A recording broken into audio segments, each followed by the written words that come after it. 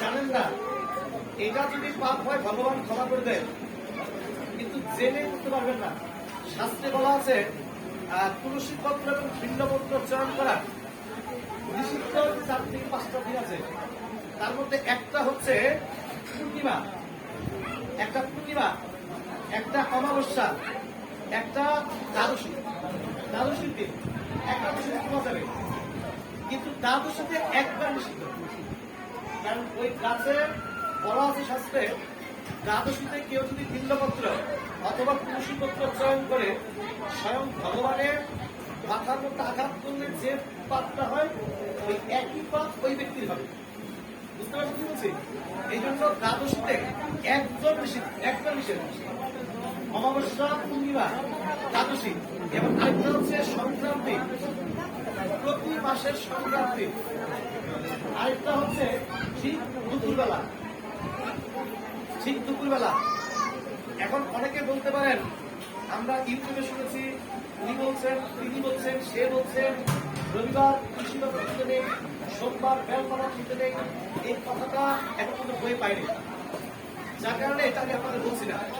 কারণ রবিবার বা সোমবার তুলসী পাতা বা বিলপত্র তোলা যাবে না, এটা কিছু এখন পাইনি, যার কারণে আপনি রবিবার বা সোমবার করতে পারেন। আর আমি সেই কথাগুলোই আপনাদের কাছে উপস্থাপনা করি, যেটা আমি একটু বইয়ে পড়াশোনার মধ্যে নিজে পেয়ে যাই, সেটা আপনাদের সাথে সাথে বলে দিই। তার কারণ হল আপনারা জানতে পারেন। এবং গতদিন আগে দিন ছিলাম, সেটা আমি তো প্রত্যেকে জানেন আমি হচ্ছে গোস্বামী ধারা কেন, কিন্তু বইতে উল্লেখ আছে যে মন্ত্রী দীক্ষা নেই তাতে আপত্তি নেই, কিন্তু শিব পূজাকালে ত্রিকুণ্ড রুদ্রাক্ষ ব্যতীত শিব পূজা নাকি নিষ্ফল হয়। গতকালকে বইতে পড়ছিলাম, আমার মনে হলো আমার ধারা আমার কাছে থাকে, পূজার যে ধারাটা সেটা বজায় থাকে। সেই হেতু আপনাদের কপালে কিন্তু ত্রিকুণ্ড আছে, জানেন তো? ত্রিকুণ্ডের নিচে যে তীর্থ দেখাচ্ছে না, এটার নামই ত্রিকুণ্ড। অর্থাৎ ত্রিকুণ্ড তিলকটা শিব পূজার দিতে হবে, এটা হচ্ছে শিব পূজার ক্ষেত্রে। আবার নারায়ণ পূজার ক্ষেত্রে উল্লেখ পেলাম কি, যে কেউ যদি তুলসী মালা ব্যতীত সংস্কারিত তিনি বাজার থেকে দিলে হবে না। তুলসী মালা জানবেন যে তুলসী মালা ঘর দেওয়ার কিন্তু বিধান আছে। আপনি বাজার থেকে কিনবেন, দিয়ে এটা গোবিন্দের চরণে অর্পণ করতে হয়, পূজা দিতে হয়, সংস্কার করাতে হয়।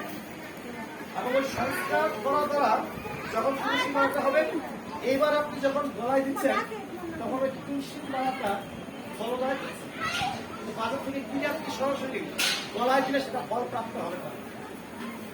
এটা বই স্পষ্ট লেখা আছে।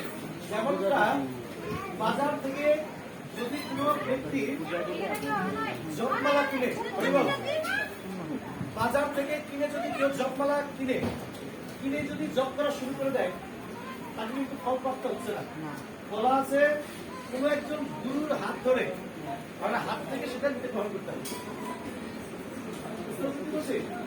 এই জন্য চেষ্টা করবেন জপমালার ক্ষেত্রে, তুলসী মালার ক্ষেত্রে সংস্কার করে তবে যেন সেটা ব্যবহার করা হয়। যেমন আপনারা অনেকেই জানেন, ব্রাহ্মণের বাড়ির ছেলে যারা, এরা কিন্তু জন্ম হওয়া মাত্রই পূজা করতে পারে না, এবং তাদেরকে সংস্কার করতে হয় ওই যে মালার মতো। সেই সংস্কারটার নাম হচ্ছে উপনয়ন।